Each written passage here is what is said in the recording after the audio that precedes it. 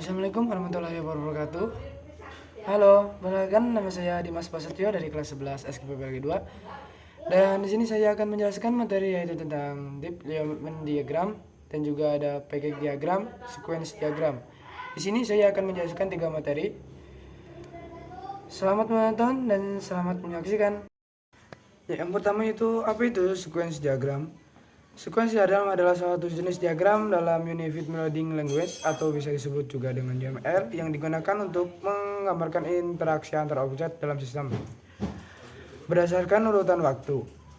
Diagram ini menunjukkan bagaimana objek berkomunikasi satu sama lain melalui pesan dalam sebuah skenario atau proses tertentu. Tujuan sequence diagram. Yang pertama menjelaskan bagaimana proses dalam sistem berjalan dari awal hingga akhir. Yang kedua memvisualisasikan dikirim antar objek, memvisualisasikan urutan pesan yang dikirim antar objek. Yang ketiga membantu pengembang memahami logika dan alur kerja sistem. Yang keempat menjadi acuan dalam implementasi kode program. Pertama-tama kita buka StarUML dulu. Lalu ke interaction basic dan pencet leave line. Di sini saya mengisinya dengan pegawai sebagai contoh. Agar video durasinya tidak lama, di sini saya akan mempercepat dan mempersingkat waktu ya guys. Dan nanti saya akan jelaskan di akhir tutorial ya.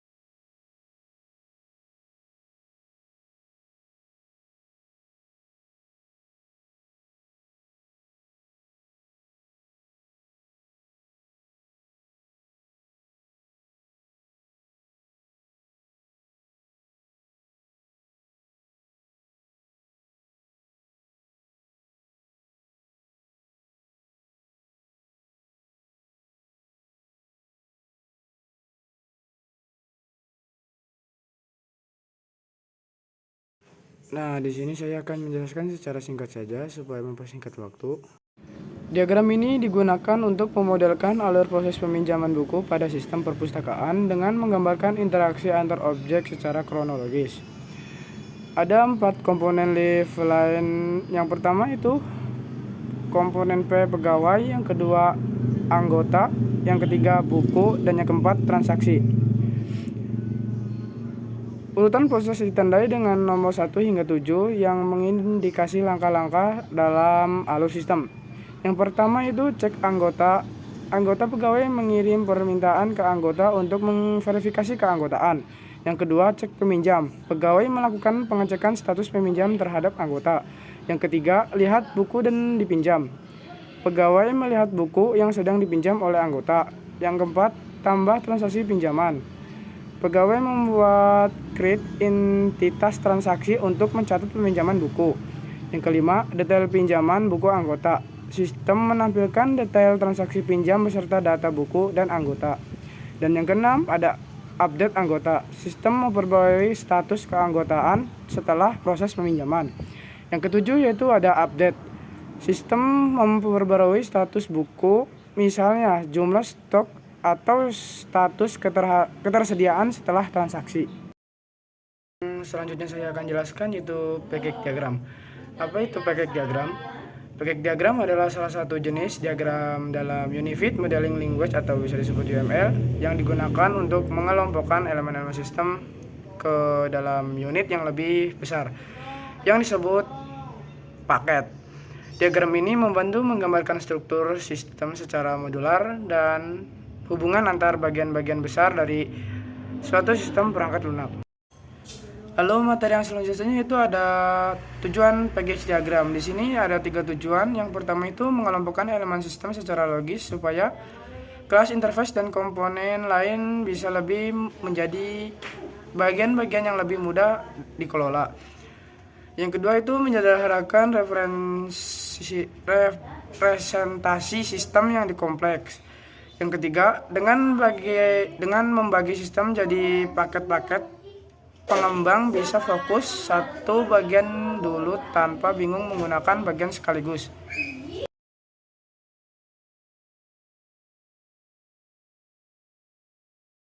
Dan di tutorial kali ini kita akan membuat packet diagram. Langkah pertama itu kita pencet model. Lalu di menu pencarian di situ kan ada banyak model. Nah, kita pilih yaitu packet diagram karena kita kan membuat ini. Lalu kita pilih komponen packet diagram dan tempel saja sesuai selera.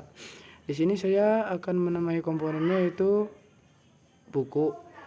Supaya tidak buang-buang waktu, di sini saya akan mempercepat saja ya.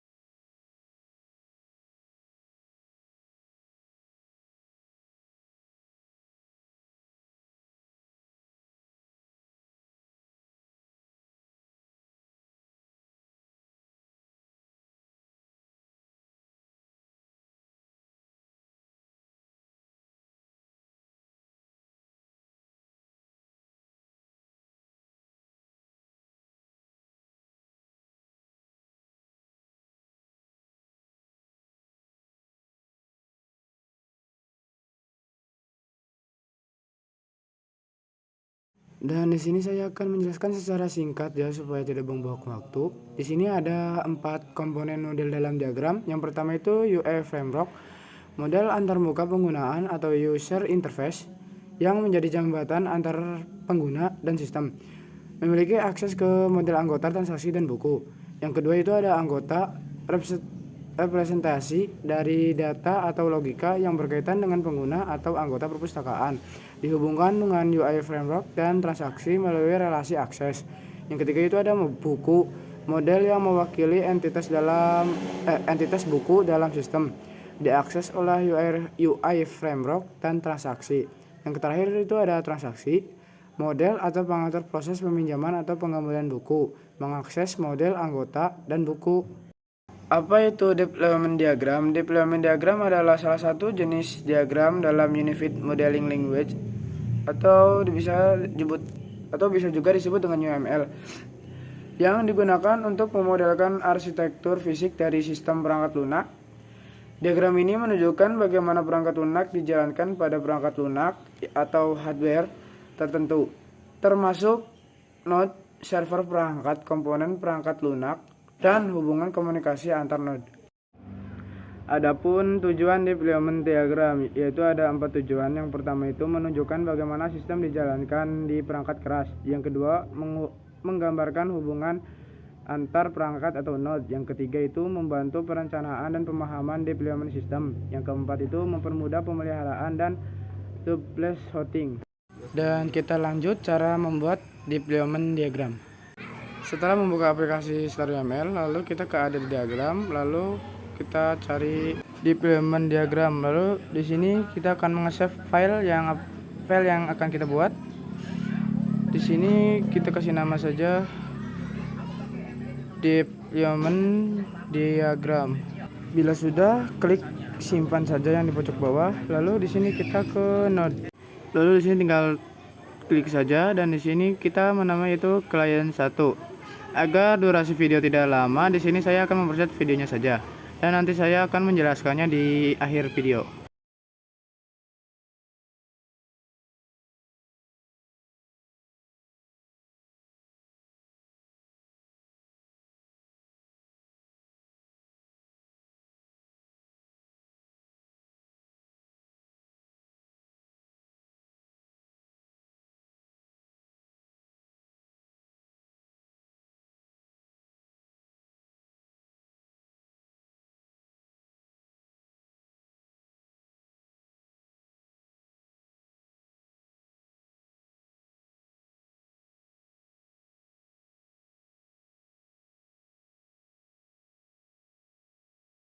Diagram ini menunjukkan sistem berbasis online, klien 1, klien 2, klien 3, perangkat pengguna PC, laptop, ponsel yang mengakses sistem melalui internet. Server web menyediakan antarmuka web bagi pengguna menangani permintaan dari browser. Server aplikasi menjalankan logika aplikasi yang dipanggil oleh server web seperti memproses permintaan data, buku, login. Terus server basis data menyimpan data seperti pada sistem sebelumnya. Alur kerjanya, klien mengakses server web yang meneruskan permintaan ke server aplikasi. Server aplikasi kemudian mengambil atau menyimpan data ke server basis data. Pendekatan ini memungkinkan sistem dapat diakses dari mana saja secara online. Sekian presentasi yang dapat saya sampaikan. Bila ada kesalahan mohon dimaafkan. Semoga bermanfaat. Wabillahi taufiq wal hidayah. Wassalamualaikum warahmatullahi wabarakatuh.